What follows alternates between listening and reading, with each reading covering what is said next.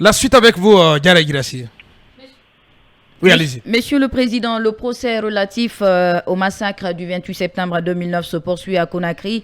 L'ex-chef de la junte Moussa Dadis Camara a eu des propos à la limite dithyrambiques à votre endroit. Qu'est-ce que cela vous inspire globalement au visa de l'évolution de ce procès? Vous avez espoir que justice sera rendue aux victimes? D'abord, je me suis réjoui de l'ouverture de ce procès. Et moi, j'ai fait partie de ceux qui ont appelé à la manifestation le 28 septembre 2009. Les militants de l'FDG s'étaient massivement mobilisés. J'avais désigné Baoudi qui était, parce que c'était confié à l'FDG en raison justement de la capacité de mobilisation du parti. Donc, si pendant tout ce temps ce procès n'était pas ouvert, nous on souffrait parce qu'on sent une responsabilité morale d'avoir appelé les gens à sortir pour protester. Et donc, je souhaite vivement que ce procès soit vraiment un nouveau départ pour que le droit à la vérité, le droit à la justice et le droit à la réparation soient assurés à toutes les victimes des crimes de sang. Le capitaine Dadis, président de la transition à l'époque, parlait de moi, qu'est-ce que ça m'éduque? Il a dit qu'il y a eu un complot. Il a dit que c'est moi qui ai gagné les élections. Et c'était un chaos. Je suis convaincu que je l'avais gagné. J'avais réuni les preuves de cette victoire et j'avais déposé à la Cour suprême, mais qui malheureusement n'a pas modifié d'un iota les résultats provisoires proclamés par la CENI.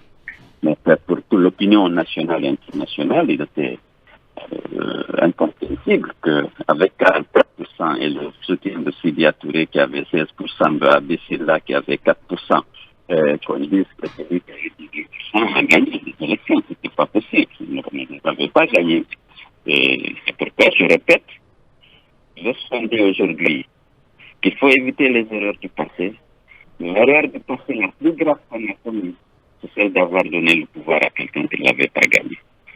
Aujourd'hui, on va vous dire non, il faut qu'on fasse effort que ce soit la dernière transition. On reviendra sur cette question, je sais. Bien entendu. Mais bon, ça a révélé quelque chose qui était bien connu par beaucoup de personnes.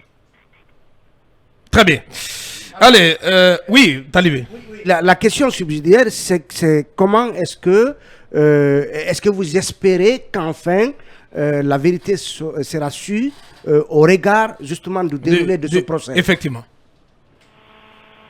Oui, je me réjouis d'abord que le procès ait lieu, comme je l'ai dit, mais je me réjouis aussi qu'il soit en direct à la télévision.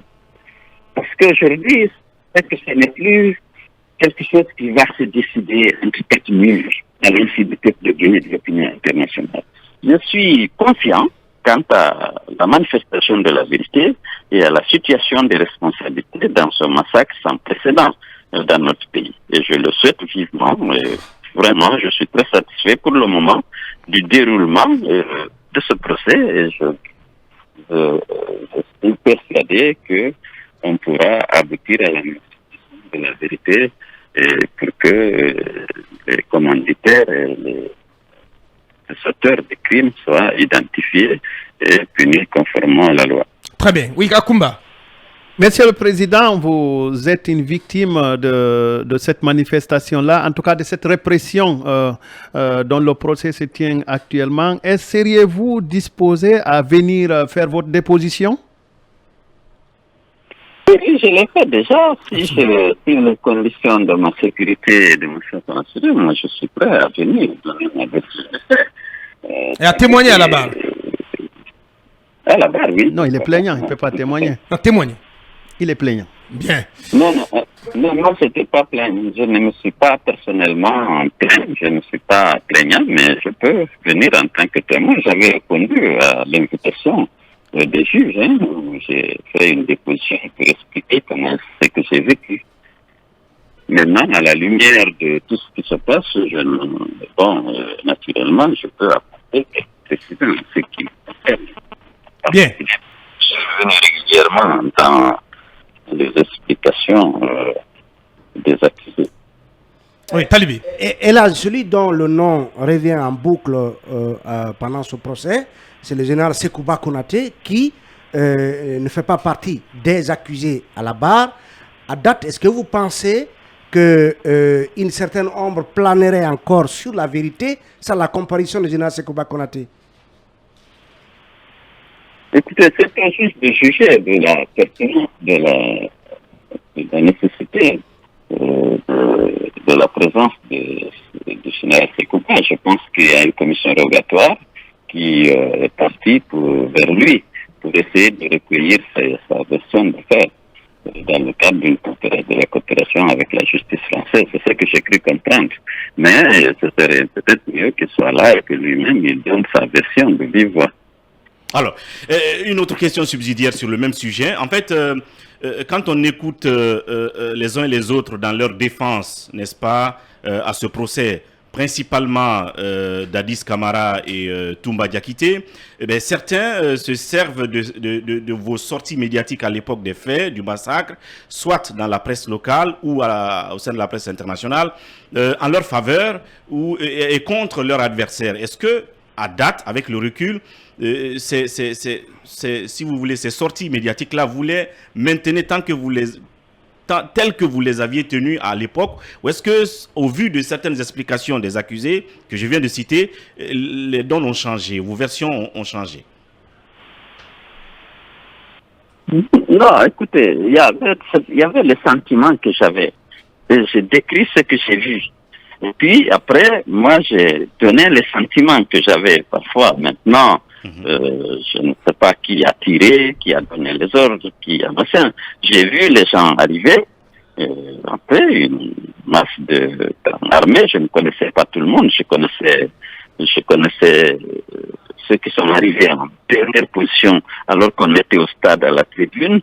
Je ne connaissais pas ceux qui arrivaient. La seule personne que j'ai reconnue et que je connaissais, c'était Toumba lui-même. J'ai vu arriver par le portail d'à gauche lorsqu'on est sur la tribune avec beaucoup d'autres qui rentraient.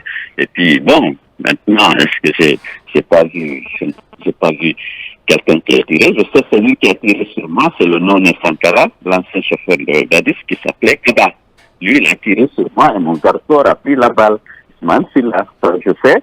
Mais après ça, on m'a assommé et je suis tombé dans le coma. Et on est venu naturellement me piétiner, danser sur ma tête. Et puis j'ai eu les 3 côtes cassées. Et puis je saignais du nez, de la bouche, de la tête. Et puis j'étais complètement dans le coma. C'est après ça qu'on m'a récupéré, là c'est le témoin qu'on m'a dit, et puis on m'a fait monter dans la voiture de Kéboro, à destination d'abord de la clinique Pasteur, mais n'était pas sûr que j'arrive vivant à la clinique. Si bien qu'arrivé au niveau du camp Al-Faya, ils ont bifurqué par là pour tenter de me sauver. D'ailleurs eux-mêmes n'étaient pas sûrs que j'étais encore vivant. On m'a amené à la clinique, c'est là que j'ai reçu les premiers soins et que j'ai repris conscience à la chose au camp Al-Faya, à l'infirmerie du camp Al-Faya. Donc je suis parti à la clinique Pasteur, j'ai été transféré à la clinique Pasteur que très tard, où j'ai retrouvé les autres leaders. Bien, et là c'est Loudalen Diallo, président de l'UFDG de l'ANAD, en direct sur Fémiguinée et sur nos plateformes digitales. On va marquer la pause avec votre accord, bien entendu, l'âge. On revient pour continuer cette interview avec notre invité VIP. On parlera de dialogue politique de la CEDEAO, mais aussi du CNT, du gouvernement, mais également de Alpha Condé. Beaucoup d'autres sujets à aborder avec notre invité prestige, notre invité VIP, en direct de Monrovia. Merci de l'écoute. On reprend Mirador dans un court instant. Bien, avant de répondre à votre question, je vais faire un rectificatif. Il semble que dans le petit témoignage que j'ai apporté par rapport à mon transfert du stade à la clinique Pasteur, j'ai parlé du camp Al-Faya. Donc c'est le camp Samori. Okay. C'est à l'infirmerie du camp Samori que j'ai été déposé. Très bien. C'est là que j'ai reçu les premiers soins et vers 15h seulement, j'ai été transféré à la clinique Pasteur.